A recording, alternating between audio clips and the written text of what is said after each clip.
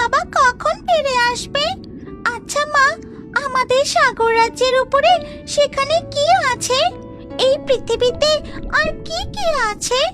আমার সাগর রাজ্যের উপরের স্থলভূমি দেখতে খুব ইচ্ছে করে। চলো না মা। এখন নীল সাগরের বাইরে যাওয়া আমাদের একদম উচিত হবে না।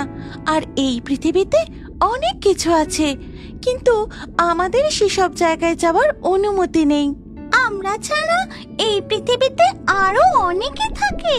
হ্যাঁ মা, আমাদের জলরাজ্য ছাড়া আরো 3 লোকে আলাদা আলাদা জীব বসবাস করে। মা, বাকি 3 লোকের নাম কি?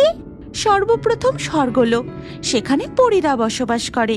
দ্বিতীয় ভূমিলোক, যেখানে মানুষ বসবাস করে। তৃতীয় আমাদের জলরাজ্য।